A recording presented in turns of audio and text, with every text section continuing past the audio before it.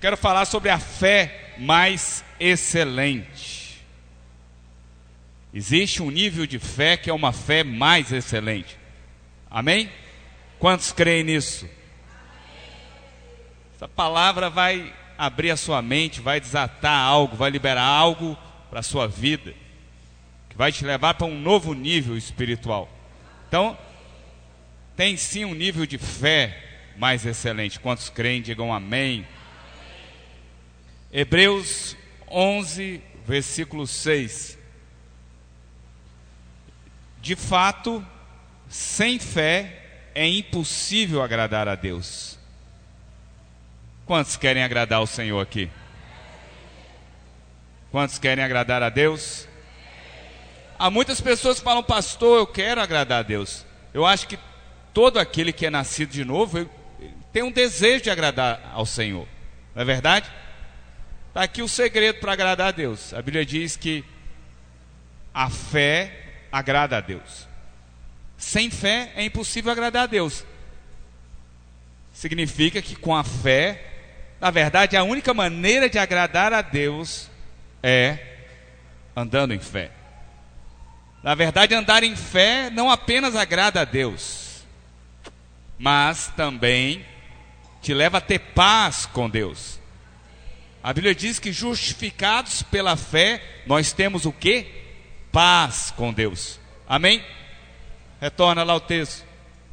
Sem fé é impossível agradar a Deus, porquanto é necessário que aquele que se aproxima de Deus creia que Ele existe e que se torna galardoador dos que o buscam. Amém, irmãos? Então a única maneira de agradar a Deus é pela fé. Qual a fé que agrada a Deus? A fé na obra consumada da cruz. É quando nós olhamos para Cristo que nós agradamos a Deus. Deus se satisfaz com você através de Cristo Jesus. Quando você olha para Cristo, você diz, não sou eu, mas Ele que vive em mim. É Ele na minha vida, é Cristo em mim. Aí você agrada a Deus. Quando você olha para si mesmo, você desagrada a Deus, porque você sai da esfera da fé e vai andar segundo o seu entendimento próprio, as suas capacidades pessoais, e desagradamos a Deus. Quando olhamos para Cristo, dependemos do Calvário, nós somos justificados e agradamos ao Senhor. Quantos querem agradar a Deus? Coloque a mão no seu coração, feche seus olhos.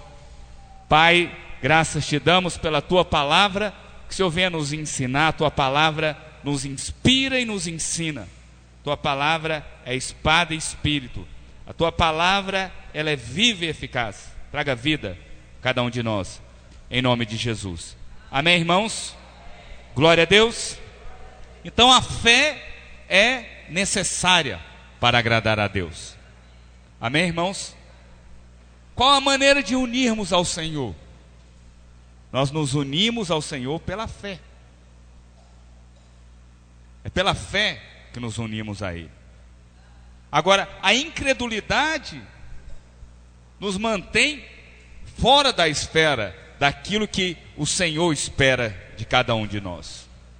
Então, a incredulidade rouba promessas, a incredulidade rouba favor, a incredulidade rouba bênçãos de Deus. A incredulidade nos leva a andar no entendimento, na força própria. A incredulidade é que destrói a vida cristã. Amém, irmãos? Agora, a boa notícia é que Hebreus 11:6 diz que é possível agradar a Deus pela fé. Essa é a linguagem do Espírito que agrada ao Senhor. Essa é a linguagem que nos conecta a Deus. É olhando para o Calvário, é através da fé. Amém, irmãos? Glória a Deus. Então, uma medida de fé já é bom. Ter uma medida de fé é algo muito bom. Já é algo tremendo para nós. Já te livra da incredulidade. Qualquer medida de fé é bom. Então exercitar a fé é bom. Agora, o desejo de Deus é que nós tenhamos um nível mais excelente de fé. Há uma fé segundo o propósito de Deus. Há uma fé com que Deus quer que nós andemos por ela. Ter medida de fé é bom, mas há uma fé mais excelente. E eu quero te mostrar isso na palavra de Deus. Amém? Há uma fé mais excelente. Há uma fé adequada, há uma fé ideal. Agora, o que vem a ser uma fé mais excelente? Primeiro, uma fé mais excelente é aquela que não limita a Deus. Porque tem gente que diz que tem fé, e tem sim uma medida de fé, mas ele limita a Deus. Há uma fé, uma medida de fé, mas com um respaldo humano. É medida de fé? É. Mas coloca Deus dentro de uma caixa. Então tem gente que tem fé? Tem. Mas é uma medida que limita a Deus. Quando você confia em Deus e no homem ao mesmo tempo, é fé? É. Mas é uma fé limitada. É uma fé que está limitando a capacidade do Deus eterno. Tem como caminhar assim? Tem. Amém, irmãos? Glória a Deus. Então nós somos filhos de Deus. Quantos aqui são filhos? Digam amém. Os filhos de Deus desfrutam de vida. Os filhos de Deus desfrutam de medida de fé. Filhos de Deus desfrutam da unção de Deus. Unção é capacitação sobrenatural de Deus. Agora, nós precisamos sempre guardar a nossa fé. Para quê? Para não andarmos de maneira natural. Jesus não apenas morreu na cruz para te salvar. Ele morreu na cruz também para te livrar de uma vida natural. Porque há muitos que andam só no natural, só com as percepções que os olhos podem ver, que as mãos podem tocar. O Senhor não foi à cruz para te dar uma vida natural, para você viver segundo aquilo que você enxerga, segundo aquilo que a sua mente alcança, segundo aquilo que seus braços tocam. O Senhor iria morrer em vão? Será que Jesus veio? A divindade, irmãos, Deus se fez gente. Agora, Ele fez toda aquela obra, Ele se humilhou. Deus veio ao mundo. No princípio era o Verbo estava com Deus, o Verbo era Deus, o Verbo se faz carne e habita entre nós. Para quê? Para te levar a uma vida natural, para te levar a andar somente naquilo que a sua mente alcança, que os seus olhos veem, que os seus braços tocam. Obviamente que não. Há muitos irmãos que converteram, nasceram de novo, mas são naturais. Naturais. Eles têm fé? Têm, uma fé limitada. Eu quero te ensinar a andar no nível mais excelente de fé. E a fé mais excelente é uma fé que não está limitada nas percepções humanas. O que o diabo mais quer é que você ande de maneira natural, segundo aquilo que você vê somente. Amém, irmãos? Glória a Deus. Quando você anda de maneira natural, você anda nas perspectivas humanas. Você anda naquilo que os seus olhos veem. Enfim, você crê que Deus é capaz de fazer qualquer coisa em seu favor? Então quem é que limita a Deus, afinal de contas? Por que nós limitamos a Deus? Primeiro, limitamos a Deus por causa daquilo que nós ouvimos das outras pessoas. Primeiro motivo. Você fala, Deus vai fazer, mas alguém fala no seu ouvido, será? Deus vai fazer, alguém fala para você, você tem que confiar em Deus, mas você também faz a tua parte que eu te ajudarei. Qual que é a sua parte que Ele vai te ajudar, afinal de contas? Qual que é a sua parte? Enfim, estou falando que você tem que ser letárgico, não. Mas só estou dizendo que isso não é bíblico. Ele fez toda a obra e nós confiamos. Nós olhamos para a cruz. Deus não chamou ninguém para ser letárgico, não. Por causa da fé nós lançamos as redes. É só isso.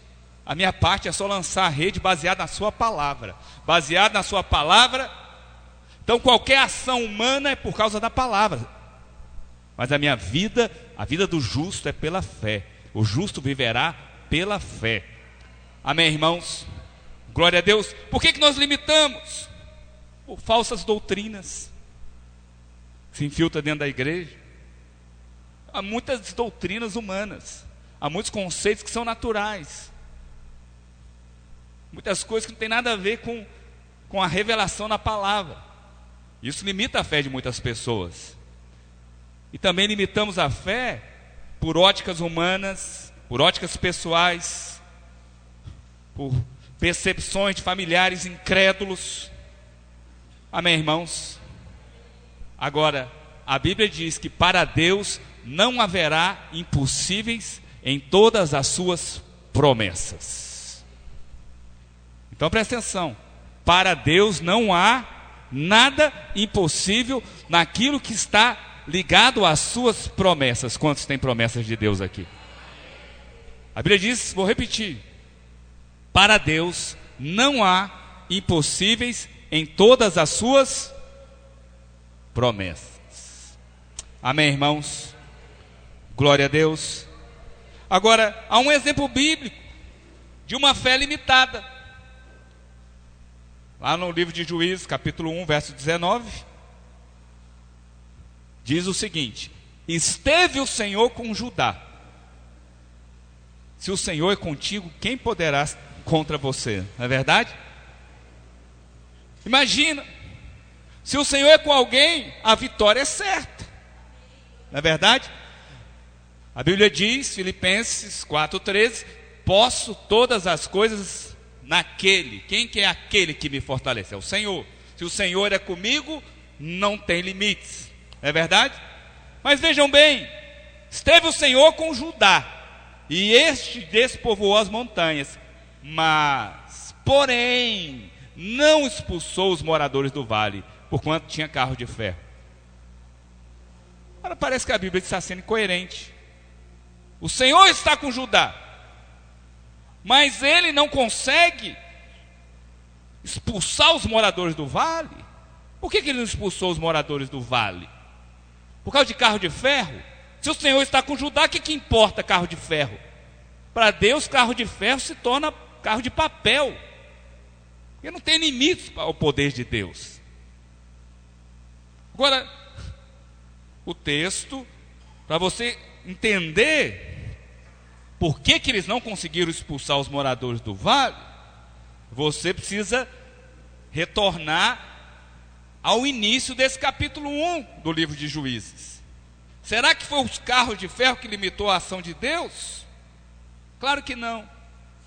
Deus era com Judá, mas eles não conseguiram expulsar os cananeus, os moradores do vale, por causa dos carros de ferro, diz a palavra. Como? Será que Deus limitou a sua ação? Vamos ao início do capítulo para que você possa entender. Depois da morte de Josué, os filhos de Israel consultaram o Senhor. Eles foram então buscar a Deus, consultaram o Senhor. E o que o Senhor diz? Dizendo: quem dentre nós primeiro subirá aos cananeus para pelejar contra eles? Então presta atenção, eles estão perguntando isso para quem? Para Deus.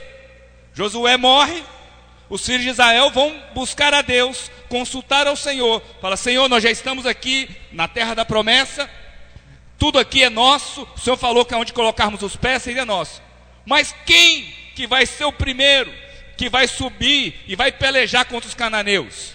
Eles perguntaram para Deus, e o que Deus respondeu? Respondeu o Senhor: Judá subirá, e eis que nas suas mãos entregarei a terra. Qual que foi a palavra de Deus?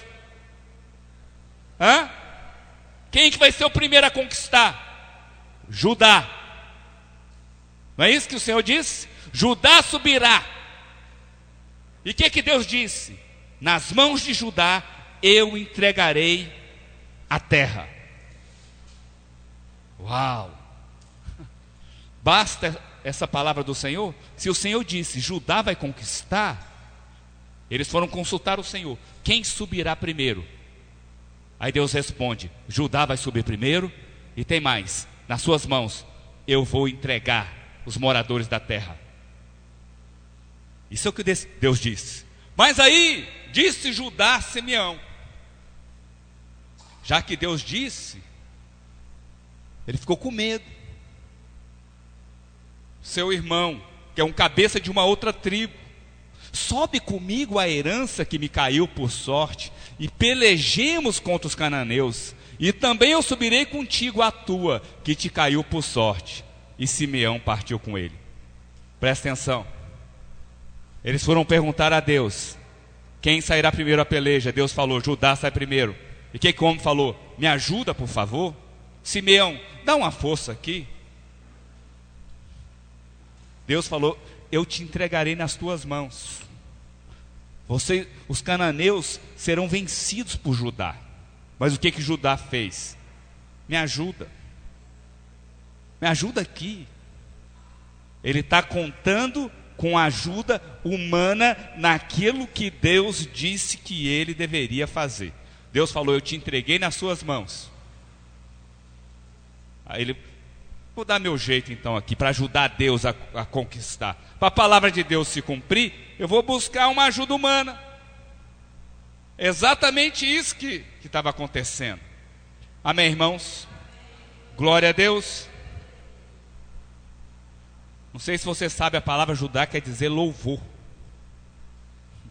O louvor era suficiente para a conquista, atribuir a força a Deus. Mas ele foi buscar ajuda natural, ajuda humana. Ele conquistou as montanhas, mas os vales eles não conseguiram conquistar. Por quê? Porque a sua fé era limitada. Amém, irmãos? O Senhor já havia dito, olha, eu entreguei os cananeus nas mãos de Judá. Mas ele vai buscar a ajuda de Simeão. Eu sei que todos nós queremos pessoas ao nosso derredor. Mas às vezes o Senhor enviou você, mas você quer que alguém vá no seu lugar. Mas o Senhor enviou você, falou, já entreguei nas suas mãos.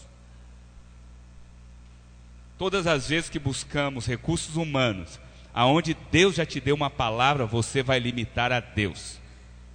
Você está colocando Deus dentro de uma caixa. Você está falando que Deus é mentiroso, porque Deus disse para ajudar. Você vai conquistar. Eles consultaram o Senhor. Quem vai ser o primeiro? Deus falou, vai ajudar. Pode ir, que os cananeus já estão nas suas mãos.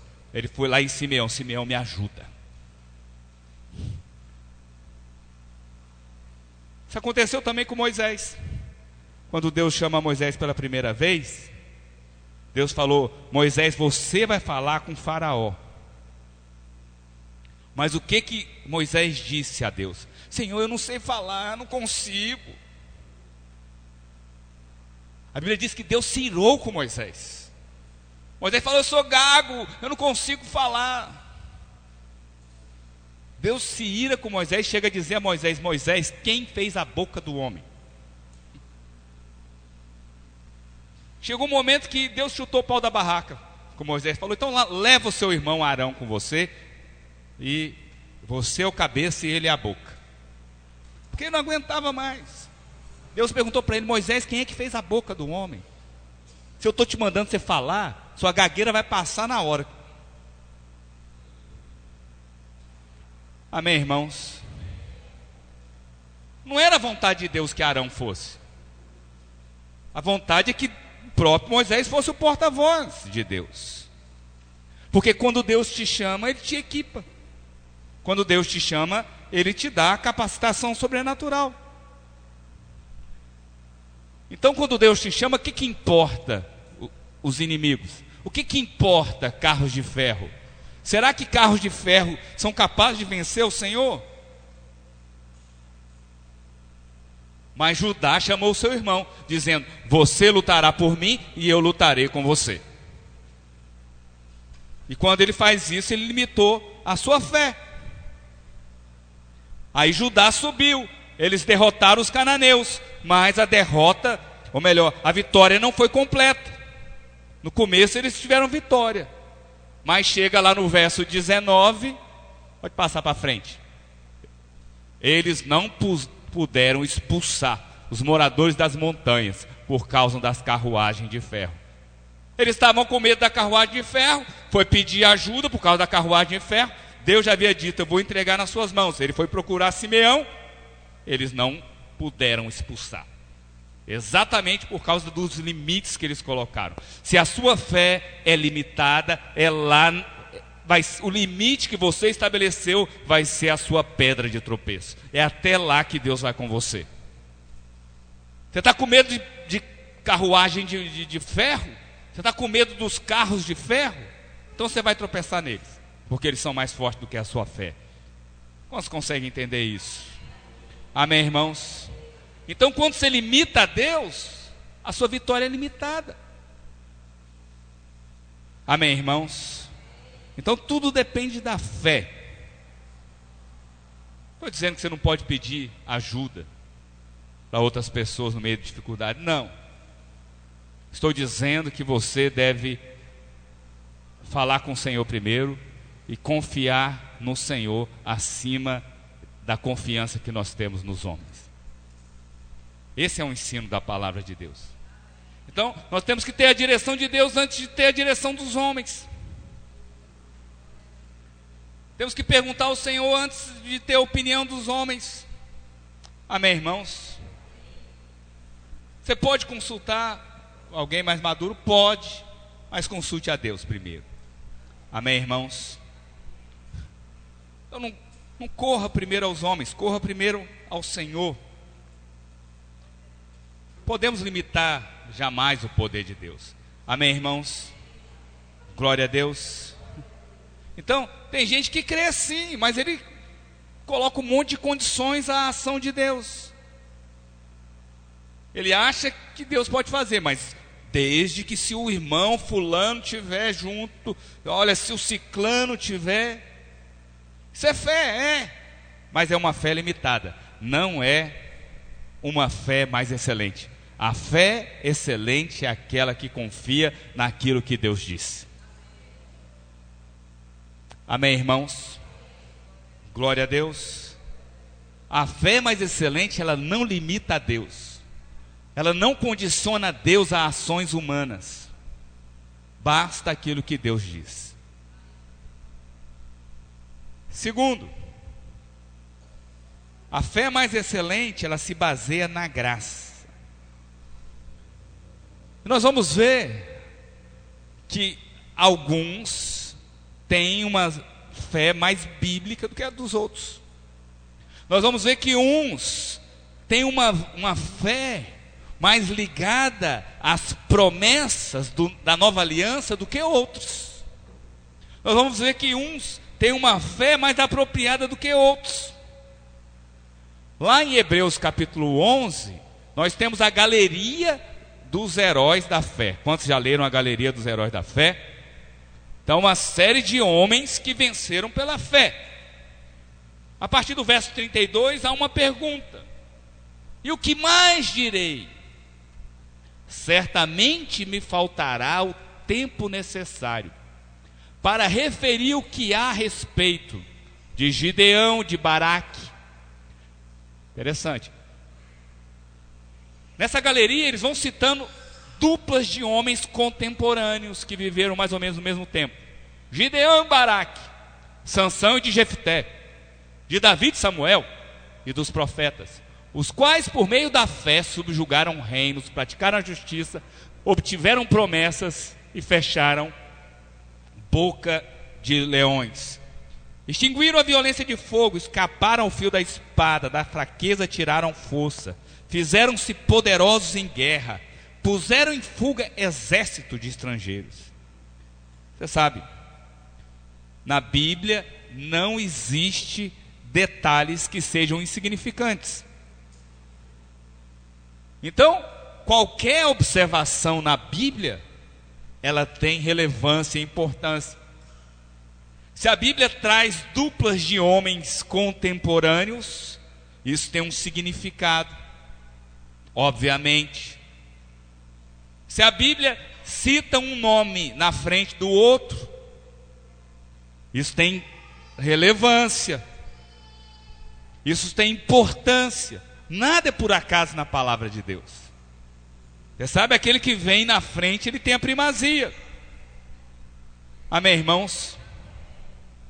Enfim, a primeira observação é que, ao citar a galeria dos heróis da fé, daqueles que venceram na fé, ao se referir a duplas de homens contemporâneos, a ordem cronológica é sempre invertida. Por que será? Por que o autor de Hebreus, ao citar a dupla contemporânea, ele inverte a ordem, dando a primazia ao que veio depois?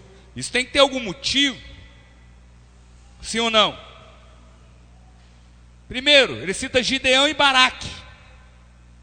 Eles são contemporâneos, mas Baraque veio antes de Gideão. Mas Gideão é mencionado primeiro. Por que isso acontece? Aí a Bíblia cita Sansão e Jefté. Eles viveram ambos também no tempo de Juízes. Mas Jefté veio antes de Sansão. Então Jefté deveria ser citado primeiro. Porque Sansão está no fim do tempo dos Juízes. Sansão, na verdade, no livro de Juízes, ele é o último juiz, porque de fato o último juiz foi Samuel. Mas daqueles que, porque Samuel, ele é juiz e profeta, mas o último juiz de fato é Sansão. E Jefté é citado depois de Sansão, sendo que Jefté deveria ser primeiro. Enfim, e ao falar de Sansão, Sansão está presente em toda conferência de jovens, sempre aparece Sansão, né? Sansão, porque Sansão tinha um voto com Deus, Sansão era nazireu. E interessante que Sansão tem um sentido profético. Sansão é o último juiz e morreu cego. Quantos já ouviram falar nisso? Sim ou não? Sansão, o último juiz, morre cego. Mas você olha a história dos reis de Israel. Quem que é o último rei? Quem é o último rei? Ezequias. E se você conhece a história de Ezequias, ele morre cego, porque Nabucodonosor invade e leva o povo cativo à Babilônia, que os olhos de Ezequias são vazados. O último juiz morre cego, o último rei morre cego. Aí você olha lá em Apocalipse, qual que é a última das 7 igrejas? Qual é? Cadê os alunos do Apocalipse? Éfeso, Esmirna, Pérgamo, Tiatira, Sardes, Filadélfia e Laodiceia. Laodiceia é a última igreja. O que acontece com a igreja de Laodiceia? É uma igreja cega. Uma igreja cega. O último juiz morre cego, o último rei morre cego, a última igreja, uma igreja cega. Por quê? Porque tudo aquilo que o homem faz por juízes, por profetas, por reis, através da igreja, se esquecer que Deus é o primeiro, vai gerar cegueira. Você não vai enxergar nada. Se tirar Deus do centro, se passar a olhar para si, o que vai encontrar é cegueira. Todas as vezes que você olha para si mesmo, só vai encontrar cegueira. Você sabe, Sansão veio depois de Jefté. mas o nome de Sansão é mencionado primeiro. Aí você vê Davi e Samuel, quem vem primeiro? Samuel foi quem ungiu Davi, então deveria ser citado primeiro Samuel, porque Samuel veio antes de Davi, mas aqui Davi é mencionado primeiro. Por quê? Enfim, como eu disse, que quando Deus ele coloca alguém primeiro, isso mostra prioridade, isso revela a relevância, significa que Deus favorece aquele primeiro. Então a sequência não é cronológica, essa sequência é baseada na qualidade da fé desses homens. A sequência é citada baseada na fé, na excelência da fé. A fé maior vem primeiro. Interessante. Então vamos analisar os fatos.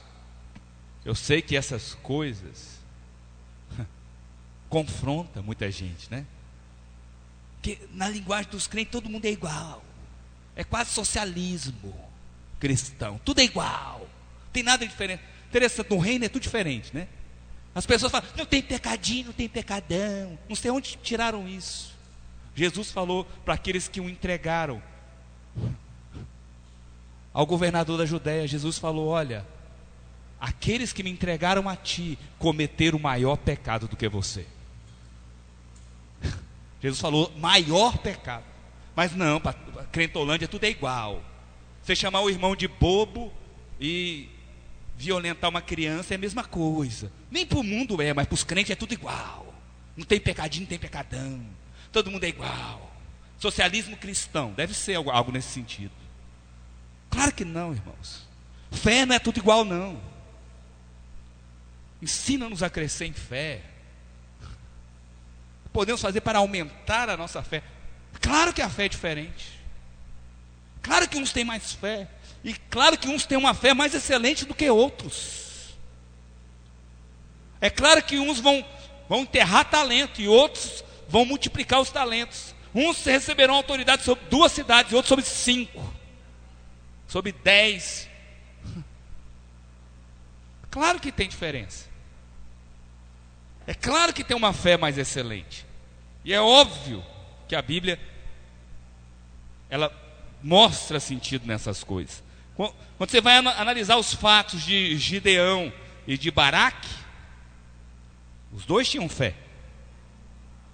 Se eles não tivessem fé, não estariam com os nomes na galeria dos heróis da fé. Enfim, mas olha a história.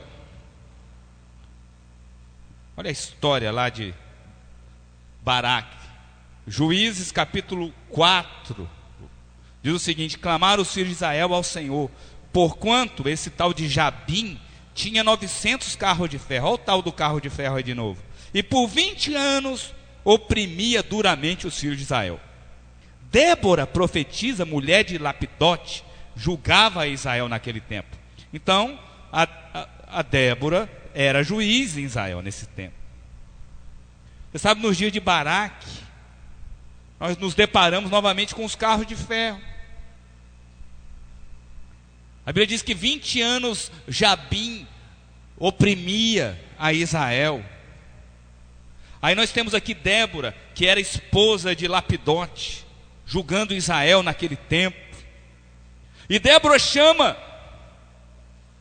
a Baraque e disse a ele, coloca o verso 6: porventura o Senhor Deus de Israel não deu ordem dizendo, vai e leva gente ao monte Tabor, e toma contigo 10.000 homens dos filhos de Naftali e dos filhos de Zebulon, e farei ir a ti para o ribeiro Quizon em Císera, a Císera, comandante do exército de Jabim. Esse Císera aí era o general do Jabim que estava oprimindo Israel durante 20 anos, com os seus carros e as suas tropas, e os darei nas tuas mãos. Presta atenção, o que Deus está dizendo aqui novamente? A Baraque, vai lá, peleja contra o tal do Jabim, destrói a Císera. comandante do seu exército, porque ele é o opressor, que eu vou entregá-lo nas suas mãos. E o que esse camarada aqui, o Baraque, diz? Deus mostra claramente que queria que ele destruísse a Císera. Mas o que ele fala? Ele olha para a profetisa Débora e diz o seguinte, coloca lá o texto: se fores comigo, irei, porém se não for comigo, eu não vou. Ele queria que a mulher fosse com ele, a Débora. É a mesma coisa, a sua esposa fala: ó, tem um barulho ali fora. Aí você fala: eu só vou lá se você for comigo. Mas se apruma, macho. Não é verdade? Eu só vou lá se você for comigo. É o que ele falou para. Só se a Débora for. Aí a esposa: tem um monstro na cozinha, uma barata. O rapaz: ai, uma barata. Eu só vou lá matar a barata se você. Eu mato é com a mão, assim, pá. Minha esposa: nojento. E o homem tem essas coisas, o quê? Seja macho, mata com a mão. É porque é criado com mulher. Aí vem aquele negócio: barata! Então, os pais têm que ensinar para os meninos que a mãe tem medo de barata. Se você tem filho homem, fala para ele: olha, a sua mãe tem medo de barata. Quando não estiver aqui, você mata com a mão. Pá! Sua mãe vai ficar com nojo, mas você não, você é macho, rapaz. Pisa no pé, assim, chuta ela. Ensina para o seu filho, senão vai ser assim. A esposa fala: um barulho lá fora. Minha esposa nem dorme se eu não for verificar. Acabou.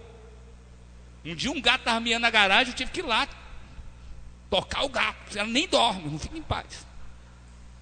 Eu durmo com um gato miando, tem crise nenhuma. Mas imagina, eu só vou lá expulsar o gatinho se você for comigo. Isso não cola com o homem, né, meu? Pelo amor de Deus. É o Baraque. Só vou se a Débora for. Olha o que Deus falou para ele. Nada contra as irmãs, não. Mas Deus já tinha dado a palavra para um homem de Deus. Então o que a profetisa respondeu? Certamente eu vou contigo, já que você quer ir, né? Porém não será tua a honra da investida que empreendes, pois as mãos de uma mulher o Senhor entregará a Císera. Misericórdia. Deus havia dito: eu vou entregar a Císera, o general que está oprimindo Israel, nas suas mãos. Falou para Baraque. Aí Baraque falou: só vou se a Débora for. Aí Deus falou: através da boca da profetisa, é o seguinte: era para ser a honra tua, mas na história você vai lá, você vai pelejar, você vai matar o inimigo, mas quem vai destruir Císera, ele será morto pelas mãos de uma mulher. E de fato foi o que aconteceu. Uma mulher chamada Jael foi quem matou Císera. Baraque foi lá, fez toda a peleja, lutou, destruiu o inimigo. Na hora de matar Císera, Deus colocou uma mulher. Colocou o comandante do exército que oprimia Israel nas mãos de Jael, uma mulher. Deus falou: a honra não vai ser sua, porque você não é macho. Não, é porque ele não tem uma fé mais excelente. Amém, irmãos? Não vai ter crédito para você. O crédito foi dado a uma mulher chamada Jael. Nada contra as mulheres. A fé de Baraque era o seguinte: se for comigo, eu vou com você. Isso não é fé, irmãos. Mas é uma fé limitada. Amém, irmãos? Agora, Gideão, que é citado junto com ele, Gideão foi diferente. Gideão pediu provas para Deus, simplesmente para saber se era Deus que estava falando com ele. Quantos conhecem a história de Gideão? Por quê? Porque naquele tempo do Antigo Testamento o Espírito de Deus não habitava diretamente ao homem. Então Gideão pede prova. Então, qual que é a prova? Ele coloca o novelo de lã. Novelo de lã de cordeiro. Aquele novelo de lã aponta para o cordeiro, aponta para Cristo. Então, ele diz: Senhor, se é o Senhor, é o seguinte: eu vou colocar o novelo de lã, que aponta para Cristo, vai orvalhar em volta e o novelo vai ficar seco. Aí ele foi lá, olhou, estava só o novelo seco e estava molhado tudo em volta. Aí ele faz mais uma prova e falou: Senhor, se é o Senhor mesmo, só mais uma coisa, o Senhor me diz. Eu quero agora fazer o inverso. Eu quero que só o novelo de lã de cordeiro, que fique molhado, e em volta fique tudo seco. Ele botou lá, orvalhou durante a madrugada, e ele pegou e torceu aquele novelo de lã e encheu um balde d'água, mas em volta estava tudo seco. Aí ele falou: é o Senhor, é o Senhor. Aí ele faz a convocação, né? 32 mil homens respondem à convocação para ir para a batalha. Quantos lembram a história de Gideão? Aí o Senhor falou para ele: ô Gideão, tem homem demais aí para a guerra. Se você conquistar com esse tanto de gente aí, não vai ter glória. Faz o seguinte, sinceridade da Bíblia é forte, né? Fala para todo mundo que está com medo da guerra. Aqueles que são covardes, manda tudo vazar, vai embora. Não vem liderar a célula não, está com medo, não sei o quê. É porque minha mulher não deixa. Vai, fica só. Aí foi embora 20 mil homens. Não, eu sou covarde mesmo. Aí foi embora. Não, minha mulher manda em mim mesmo, vai.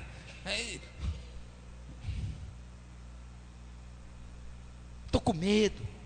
Vaza também. 12 mil ficaram.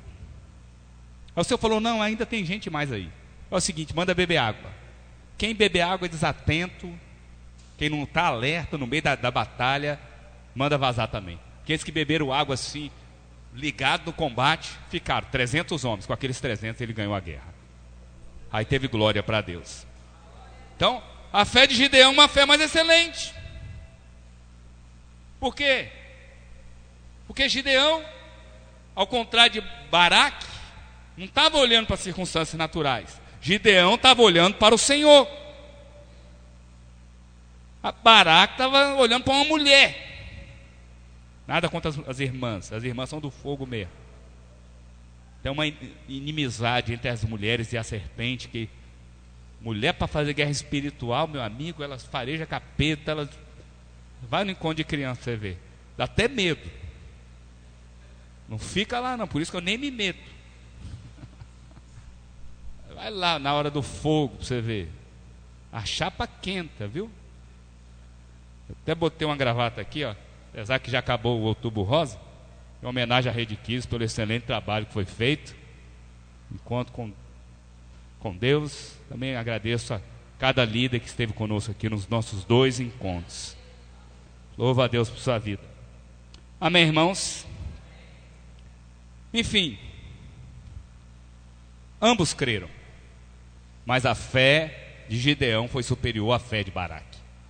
Amém, irmãos? Era uma fé mais excelente. Era uma fé que não estava limitada às circunstâncias. Outra dupla, nós temos Sansão e Jefté. Enfim, Sansão é um herói da fé, mas ele é bem peculiar. O comportamento dele é até diferente, mas ele tinha fé em Deus. Interessante, o nome de Sansão é mencionado na galeria dos heróis da fé. Por quê? Sansão começa bem. Com uma queixada de jumento, Sansão mata 1000 homens. Você imagina? Pegou uma queixada de jumento, ele matou 1000 homens. Está lá em Juízes capítulo 15. Achou uma queixada de jumento, ainda fresca, a mão, e tomou-a e feriu com ela 1000 homens. E disse: com uma queixada de jumento, outro montão, com uma queixada de jumento, feri 1000 homens. Tendo ele acabado de falar, lançou da sua mão a queixada. Chamou-se aquele lugar Ramat-Leí. Sentindo grande sede, clamou ao Senhor e disse: por intermédio do teu servo, deste esta grande salvação. Morrerei eu agora de sede, cairei nas mãos desses incircuncisos? Então o Senhor fendeu a cavidade que estava em Leí, e dela saiu água. Tendo Sansão bebido, recobrou alento e reviveu. Daí chamar-se aquele lugar em Acoré até o dia de hoje. Enfim, Sansão clamou ao Senhor, falando: Senhor, o Senhor me deu grande livramento. Sansão deu glória a Deus, irmãos. Presta atenção. Quando Sansão dá glória a Deus, ele está dizendo que toda aquela obra foi do Senhor.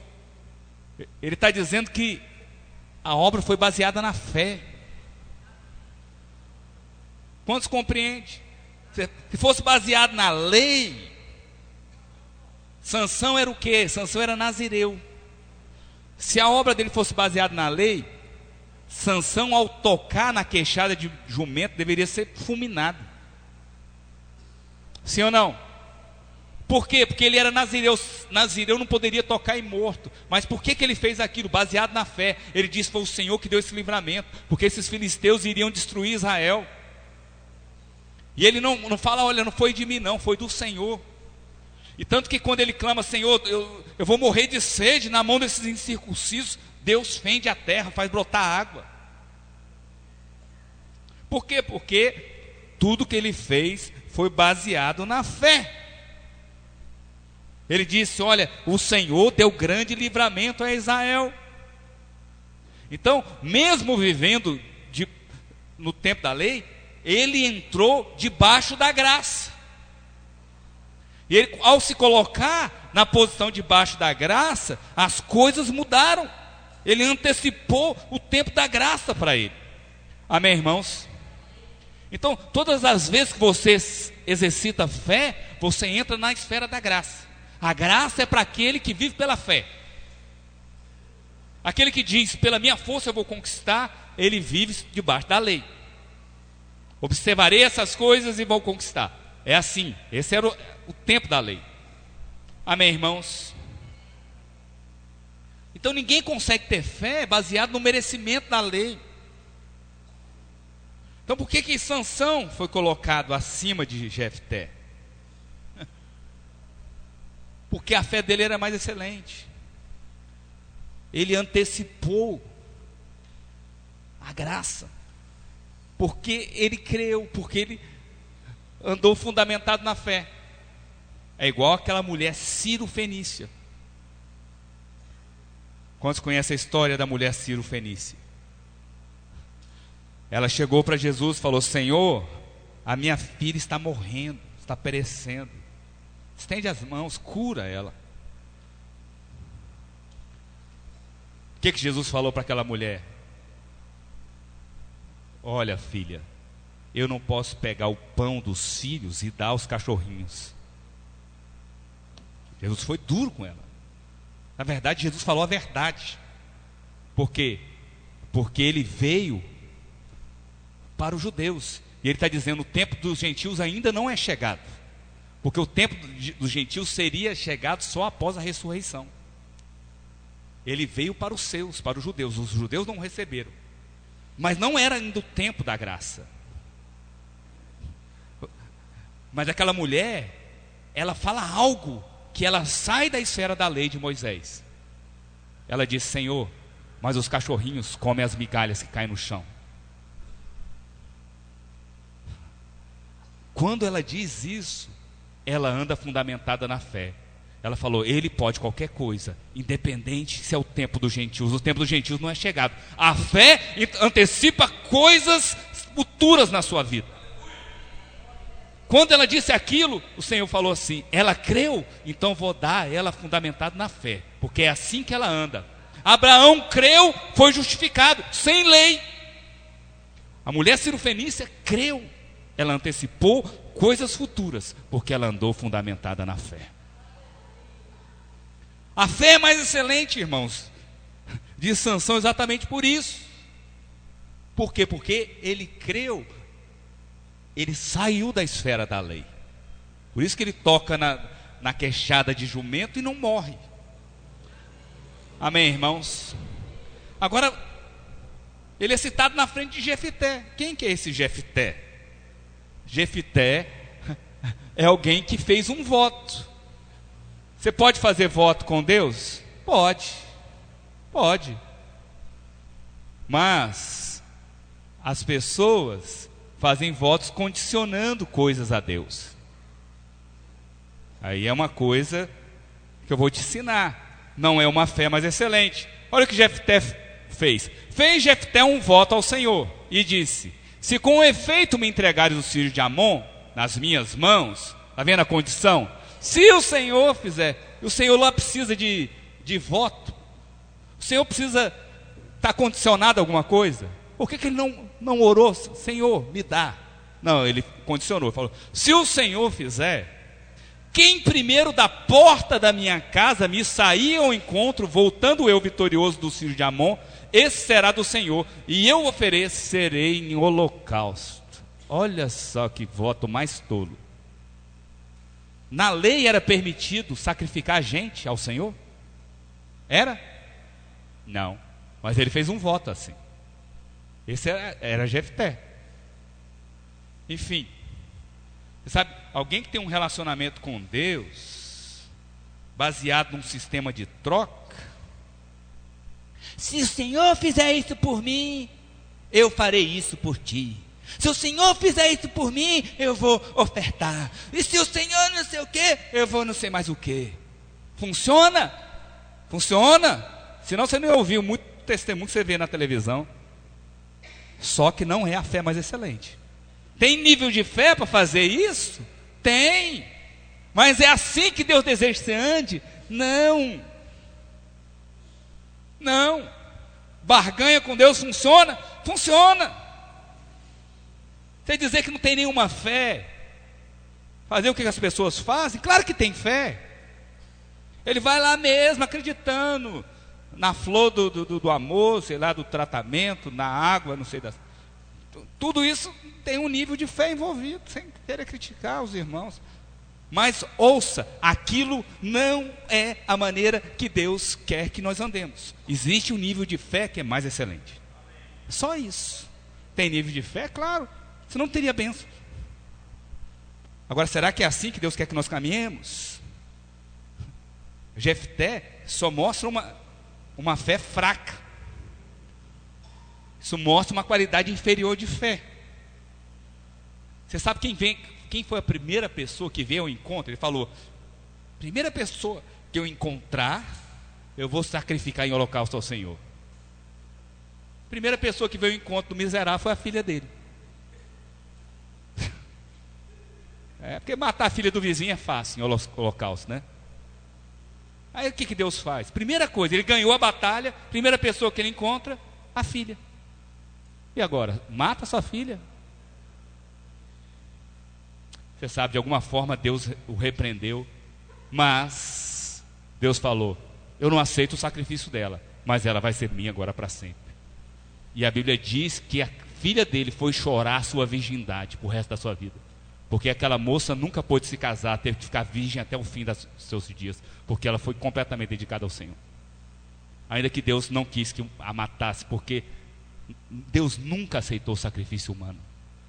Jamais Deus pediu. Mas você votou, então agora ela é minha. E a Bíblia diz que ela sai a chorar a sua virgindade. Você sabe, a graça nos livra de votos tolos. Há muitas tolices que são feitas. Votou, cumpra. Mas andar debaixo da graça de Deus te livra de votos tolos, como o de Jefté. A fé fundamentada em barganha até funciona, irmãos, mas é uma fé inferior. Não é a fé mais excelente. A fé mais excelente crê sem reserva, sem condições. Não condiciona nada a Deus. Você não pode estabelecer algo. Enfim, você pode fazer voto? Pode, né? Pode fazer voto ao Senhor, mas voto que atribua poder e honra ao Senhor, né? Voto que exalte ao Senhor e não que limite a Deus. Se o Senhor fizer, que se o Senhor fizer, se o Senhor fizer, não. Normalmente, qual que é o voto que honra a Deus? Há muitos votos que são feitos em gratidão. Voto de gratidão, voto condicional, restringe a Deus. Se o Senhor fizer isso, beleza. Há muitos irmãos que fizeram voto: Senhor, se o Senhor me abrir uma porta de emprego, primeiro salário, isso é muitos, mas muitos.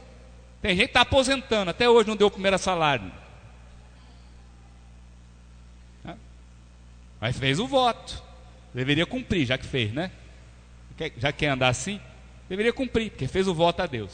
Está quase aposentando, mas até hoje não entregou. Mas o voto que honra a Deus. Meu irmão, empreendedor do reino lá no Rio, ele era empregado de farmácia, trabalhou uns 15 anos, aí converteu. Deus falou para ele: abre a sua farmácia. Ele resistiu, aí ele recebeu um dinheiro, e Deus falou: agora é a sua oportunidade, abra a sua farmácia. Ele abriu a farmácia dele, e Deus o honrou.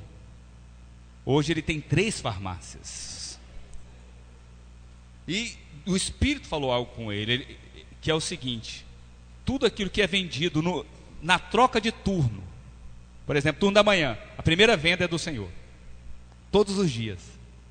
Então ele diz que um dia, primeira coisa que vendeu lá na manhã, R$20, ele disse: já separa, é do Senhor. Ele fez esse voto.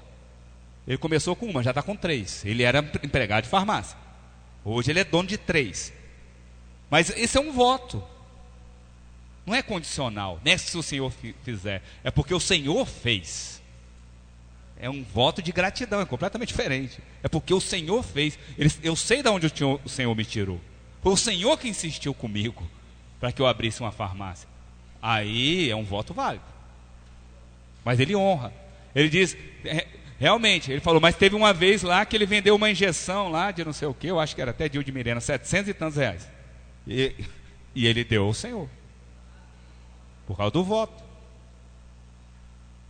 Esse é um voto que é válido, entende? Não aquele que condiciona. Se o Senhor me dá um noivo, eu vou dar uma oferta. Terapia do love. Enfim, peça ao Senhor o marido. É melhor a irmã que faz igual a irmã lá, comprou uma calça: Senhor, bota um homem dentro dessa calça, Deus. E ela comprou uma calça 44, o marido dela, a calça dele 44, casou, melhor assim. A outra irmã, pastor, falou com insistência: tudo aquilo que você pisar será seu. E o pastor repetiu: tudo aquilo que você botar a planta dos seus pés será seu. Ela foi lá, pisou no pé do irmão, pisou mesmo, casou com ele, casou. Melhor assim, porque é da fé. Você quer mulher de fé? Prefiro assim. Não vai pisar no pé dos irmãos aí não, calma. Está cheio de jovem querendo pisar no pé aí do outro, calma. Samuel e Davi. Então o que nós podemos falar de Samuel e de Davi, irmãos? Você sabe que Samuel vem antes de Davi. Agora, interessante, Samuel, apesar de ser um homem correto, a Bíblia só fala um erro de Samuel. Na verdade, só tem um erro relatado, ainda que ele tenha errado mais, porque são homens pecadores. Qual foi o erro que Samuel cometeu? Samuel colocou os seus filhos como juízes de Israel. Por quê? Porque ele avaliou de maneira natural, ele saiu da esfera da fé. Ele começou a pensar: eu estou velho e não tem outro juiz para julgar Israel. Aí ele vai e levanta os filhos dele, sem Deus ordenar. Mas Deus iria ordenar que ungisse um rei. mas ele levanta os filhos como juízes. Esse é o único erro de Samuel. Enfim, ele faz algo baseado na sua percepção natural, mesmo sendo um homem que ouvia Deus, que ele era profeta também. Olha o que diz 1 Samuel capítulo 8. Tendo Samuel envelhecido, constituiu seus filhos por juízes sobre Israel. O primogênito chamava Joel e o segundo Abias, e foram juízes em Berseba. Porém seus filhos não andaram pelos caminhos do Senhor, antes se inclinaram à avareza e aceitaram subornos e perverteram o direito. Enfim, por outro lado nós olhamos Davi. Davi amava seus filhos, mas ele nunca levantou nenhum deles. Ele deixou que Deus os levantasse. Até tem Absalão, que mesmo se levantou, mas Deus mesmo o reprovou. Ele achou lá, né, um galho de árvore e foi morto pela mão do general. Davi nunca levantou. Quem levanta Salomão é o próprio Deus. O próprio Deus o levantou. Davi amava todos os seus filhos, mas ele não escolheu nenhum deles. Samuel teve uma preferência, falou: eu vou levantar meus filhos. E isso colocou numa fé inferior à fé de Davi, porque Davi manteve sempre olhando para Deus, sempre esperando no Senhor. Amém, irmãos? Então nós não podemos escolher coisas, pessoas ou lugares baseados nas nossas percepções naturais. Amém, irmãos? Deixa que Deus defina para você que Ele tem algo que é melhor que aquilo que nós escolhemos. Amém, irmãos? Glória a Deus. Agora, em último, o autor de Hebreus diz sobre os profetas. Agora, os profetas, eles são citados de maneira genérica. Por que eles são citados de maneira genérica? Por que não tem nome deles? Por quê? Porque os profetas eram todos pessoas comuns, que eles venceram baseados somente na fé. Eles desfrutaram de uma fé mais excelente. Essa é a vontade do Senhor, que pessoas comuns tenham uma excelente fé e vençam fundamentado na fé. Amém, irmãos? Glória a Deus. Enfim, agora Juízes 1:19 diz o seguinte: e eles deram Hebrom a Calebe, como Moisés havia dito. Você sabe, Hebrom é uma montanha.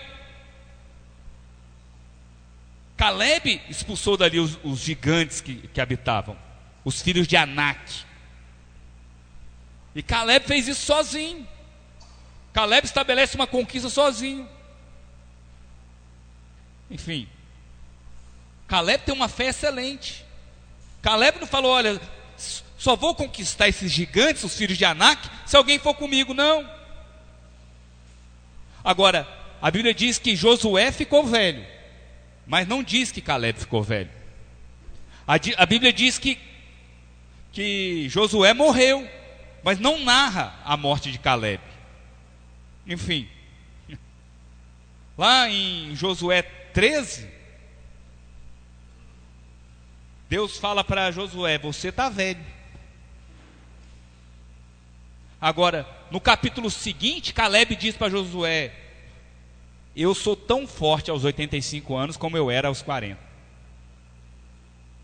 Por quê? Porque Calebe sempre andou na esfera da fé. Alguém disse: você está velho.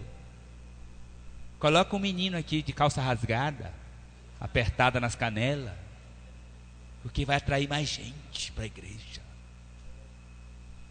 Deve ser mesmo, né? Mas Calebe disse aos 85. Agora eu fiquei empolgado. Acho que eu vou até os 80. Falei: vou fazer a obra aqui em Alagoas até os 70. Eu compro uma casa ali na Barra de São Miguel, vocês me encontram lá. Mas agora eu tô querendo ir mais longe. Depois que eu li isso aqui, acho que eu vou adiar esse plano para mais uns 10 anos para frente. Falei: o Calebe falou que com 85 ele estava com um corpito de 40. Eu falei: eu estou carnal demais, eu vou andar nessa fé mais excelente. Quando é que a nossa força é renovada? Quando nós vivemos debaixo da graça. Quem vive debaixo da graça, quem vive pela fé, a força é renovada. Amém, irmãos? A palavra de Deus diz que os levitas, eles serviam aos sacerdotes no templo. partir dos 25 anos de idade, eles poderiam prestar serviço no tabernáculo.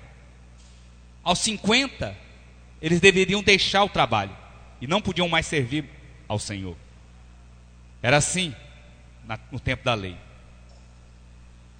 Se você vive sob a lei, 50 anos você está cansado. Você vai servir 25 anos a Deus, você fala, não dou conta mais de liderar a célula, não dou conta mais de fazer a mesma coisa. 20 anos que eu faço a mesma coisa, encontro com Deus, esses meninos aqui.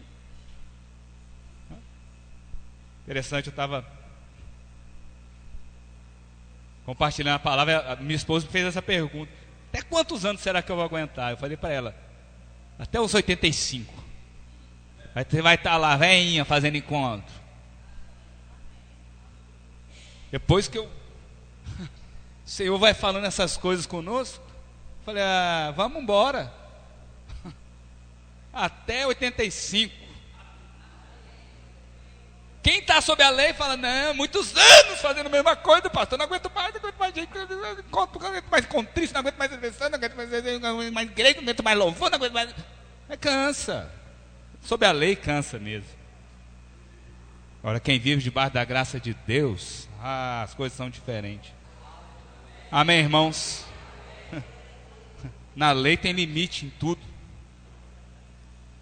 Agora, se você está vivendo na graça, não tem aposentadoria não, esquece. Tem aposentadoria, você vai servir ao Senhor. Amém, irmãos? Glória a Deus. E para encerrar, a fé mais excelente se baseia na alegria do Senhor. Você sabe qual a diferença de alguém que vive debaixo da graça de Deus? Ele está sempre fundamentado na alegria do Senhor. E ele também consegue se alegrar no Senhor. Olha o que diz Abacuque 3,17, um texto muito conhecido. Porquanto, ainda que a figueira não floresça, nem haja fruto na vide, o produto da oliveira minta, e os campos não produzam mantimento, as ovelhas da malhada sejam arrebatadas, e nos currais não haja vaca, todavia eu me alegrarei no Senhor, exultarei no Deus da minha salvação. Quantos se alegram no Senhor? Pessoas felizes são pessoas frutíferas. Quem é feliz é frutífero, irmão. Não dá para entender crente mal-humorado. Crente mal-humorado expulsa as pessoas. Enfim, nós temos uma promessa de vida abundante. Como é que você pode ser mal-humorado? Bom dia. Aí o crente: bom dia. Não pode existir alguém cheio do espírito mal-humorado. Amém? A Bíblia diz que Abraão riu quando Deus disse que ele ia ter filho. Velhinho. A Bíblia diz que Sara também riu. Interessante. E você sabe do que Sara riu aos 90 anos de idade, quando Deus disse que ela ia engravidar? Ela não riu de ficar grávida, não. Ela riu, sabe do quê? Será que eu vou ter prazer na hora de fazer o menino? Com 90 nas costas? Ela riu. Sério? Quantos já leram isso na Bíblia? Ela riu. Mas ela riu, Paulo, não foi ter filho não. Ela falou: eu ainda vou desfrutar desse negócio, 90 anos. Ela riu. Mas você tem que se alegrar. Imagina, 90, Osaná, ainda na potência. Eita Jesus. Mas tem que rir, mano. A Sara riu. Ela riu, ela falou: será que eu vou ter prazer? Será que o negócio vai fluir mesmo, a unção? Aleluia, graças a Deus, 90 anos. Mas tem que ficar feliz, velho. Foi que ela riu. E o pior, ela fez o menino mesmo lá com o velhinho Abraão. E sabe qual que é o nome que ela deu para o menino? Riso. Não sei se você sabe, né? Isaac quer dizer riso. Vou botar o nome desse menino de Riso. Alegria. Acho que ela lembrou da hora da unção, do poder. Ela vai chamar Riso esse menino. Eles se divertiram e qual o resultado? Fruto. Quem se alegra em Deus dá fruto. Olha para cá. Para quem a obra é diversão, minha filha perguntou: pai, o que você achou ontem? Aquela confusão, gente, 2 encontros, barulho para tudo quanto é lado. Eu falei: ótimo. Achei uma maravilha, confusão, gente para tudo quanto é lado. Eu falei: achei engraçado, foi bom demais. Se alegrar no Senhor. Você vai dizer que você não gosta de um negócio desse. Eu acho engraçado até o que dá errado. Acho engraçado até os irmãos entrando com 2 gás. Vai gás, volta gás, vai para lá de novo, volta. Não, esse não funciona. Tudo é divertido. Não é uma diversão a obra de Deus? A vida cristã é sobre a alegria do Senhor. A Bíblia diz que a alegria do Senhor é a nossa força. Não é a sua alegria não, é a alegria do Senhor. E por que o Senhor se torna alegre? Porque ao olhar para nós, Ele vê Cristo. Nós já alegramos o Senhor. A Bíblia diz que o Senhor é feliz conosco. No céu temos um Deus feliz. E na terra às vezes tem crente mal-humorado. Como é que pode? Nós temos um Deus alegre, um Deus feliz em te salvar. Nós temos um Deus que é alegre, que se alegre com você. E às vezes nós temos crentes na terra mal-humorados. Amém, irmãos? Por causa de Jesus Cristo, o Senhor se alegra em você. Amém? E quando você tem essa revelação, a sua fé cresce. Você desfruta de uma fé em outro nível, uma fé mais excelente. Amém, irmãos? Olha para cá. As circunstâncias não podem determinar como nós iremos exercitar a nossa fé. Jamais. Nós temos que ter essa fé mais excelente. Amém, irmãos? Que essa fé mais excelente é o desejo de Deus para a sua vida. Quantos creem nisso, diga amém. Diga glória a Deus. Amém, irmãos? Então o que é essa fé mais excelente? É aquela que não limita a Deus. É aquela que é baseada na graça. É aquela que é fundamentada na alegria do Senhor. Porque a alegria do Senhor nos fortalece. É a nossa força. E o Senhor está feliz conosco. O Senhor se alegra em nós por causa de Cristo. É da mesma forma que o anjo da morte olhava o sangue do cordeiro nos umbrais das portas. O Senhor olha para nós e vê o sangue do cordeiro sobre as nossas vidas. Portanto, nenhum espírito de morte pode tocar em cada um de nós, porque sobre nós está o sangue do cordeiro. E Cristo é suficiente. Cristo é o bastante. O Senhor se alegra em nós. Amém? Graças a Deus. Vamos ficar de pé, vamos ficar de pé.